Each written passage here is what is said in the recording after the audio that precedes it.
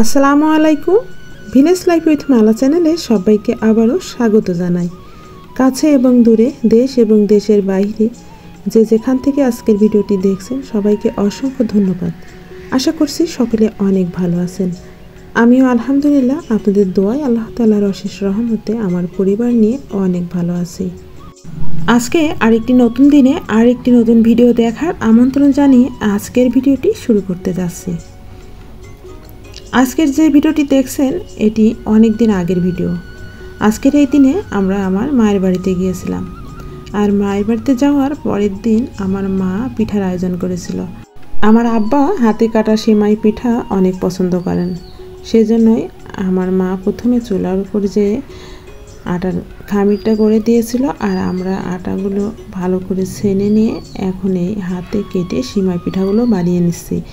এখানে আমি, আমার ছোট বোন, আমার দুই ভাইয়ের বউ, আমরা সবাই মিলে অনেক আনন্দ করছি আর পিঠাগুলো বানাচ্ছি। এই মোটা পিঠার লইটা যে কেটেছে ইনি হচ্ছে আমার ছোট ভাইয়ের বউ, আর ওর এই লই কাটা দেখে আমরা অনেক হাসাহাসি করছি।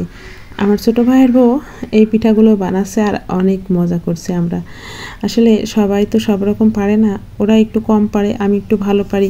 আমার ছোট বোনও বেশ ভালোই পারে, তো ও একটু আস্তে আস্তে পিঠাগুলো বানাচ্ছে, আর আমি সবচাইতে একটু জোরেই বানাচ্ছি, কারণ আমি তো এর আগে বানিয়ে অভ্যস্ত, আর ওরা যেহেতু নতুন, ওরা এর আগে কোনো দিন এই পিঠা বানায়নি।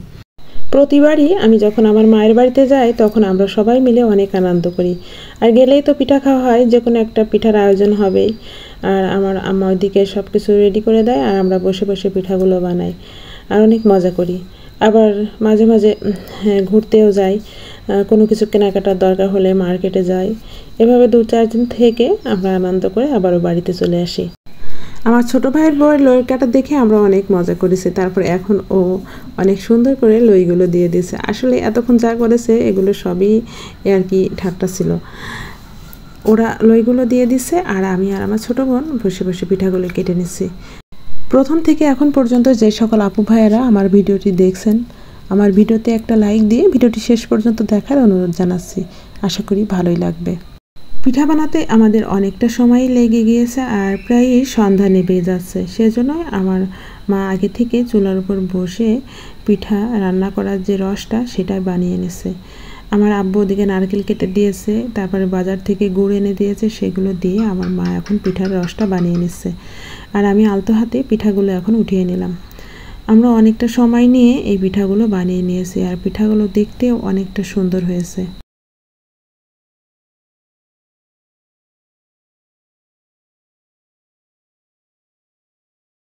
এখন পিঠাগুলোকে নিয়ে যেয়ে চুলার উপর রান্না করে নেব। আমার মা বলছে তুমি রান্না করো তাইলে ভালো হবে, আমি অনেকদিন রান্না করি না, কেমন হবে, সেজন্যই আমি বসে পড়েছি। এখন মা যে রসটা বানিয়ে দিয়েছিল আমি একটু চেখে দেখে দেখলাম ঠিকঠাকই আছে, তারপরে পিঠাগুলো ঢেলে দিলাম, দিয়ে এখন নাকুড়ির সাহায্যে একটু আলতোভাবে নেড়ে নিচ্ছি, নেড়ে নাবিয়ে নেব। বেশিক্ষণ রান্না করলে পিঠাগুলো একদমই গলে যাবে। একটুখানি বলক ওঠার পরে আমি পিঠার হাঁড়িটা চুলা থেকে নাবিয়ে নেব। আর আমরা আজকে অনেক করে পিঠা বানিয়েছি, দেখেন 1 হাঁড়ি পিঠা বানিয়েছি, আর এই পিঠাগুলো এখন বিভিন্ন জায়গায় ঢেলে নিচ্ছি। আর এই পিঠাটা যখন ঠান্ডা হয় তখন খেতে বেশি ভালো লাগে, সেজন্য এখন আমরা ঢেলে রাখছি, পরে ঠান্ডা হলে আমরা সবাই মিলে একসাথে অনেক মজা করে এই পিঠা খাবো। আর আমি যখন মায়ের বাড়িতে গিয়েছিলাম তখন হালকা শীত ছিল, যার কারণে আমার গায়েতে সোয়েটার পরা। আপনারা হয়তো ভাববেন যে এখন গরমের সময় সোয়েটার পরে ভিডিও দিচ্ছি, তা না, এই ভিডিওটা আগেই বলেছি, অনেক দিন আগের করা, সেজন্যই। এখন পিঠাগুলো ঢেলে নিচ্ছি, নিয়ে যখন ঠান্ডা হয়ে যাবে সবাই মিলে একসাথে আনন্দ করে খেয়ে নেব। আর এই পিঠাটা কেন জানি না আমার কাছে অনেক ভালো লাগে।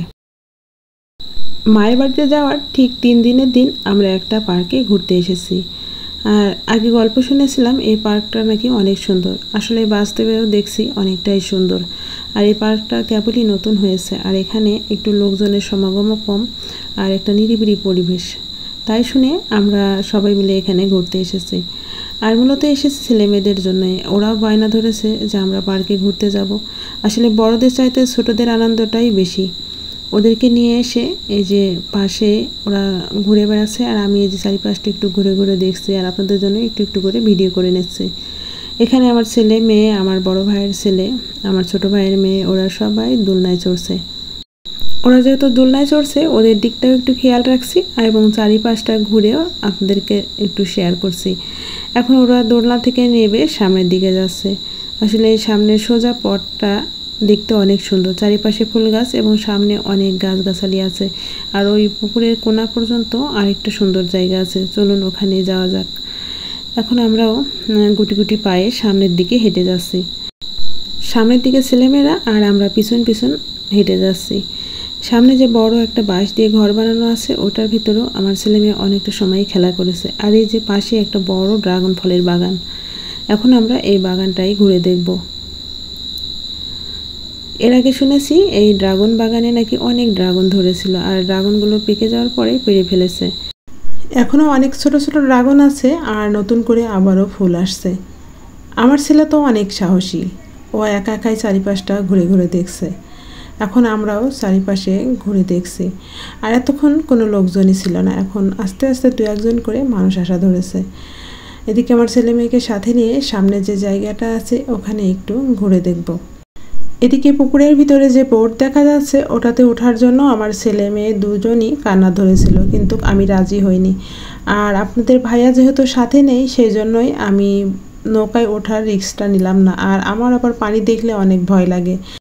আমরা সবাই মিলে ড্রাগন বাগানে চারিপাশটা ঘুরে দেখেছি আর এখানে কি কি আছে, কি কি ফল গাছ আছে সবগুলোই দেখেছি। আর এখন রাস্তা ধরে সোজা একটা সামনে যে জায়গাটা আছে ওখানে যাচ্ছি।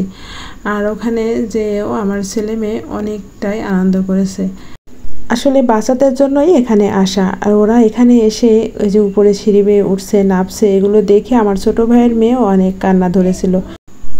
তারপরে অনেকটা সময় নিয়ে আমরা চারিপাশটা ঘুরে দেখেছি আর এখন রেস্টুরেন্টে এসে কিছু খেয়ে নিচ্ছি। ছোট বাচ্চারা যা পছন্দ করে সেগুলোই কিনে দিয়েছি আর আমরা বড়রা ফুচকা চটপটি এগুলো খেয়েছি।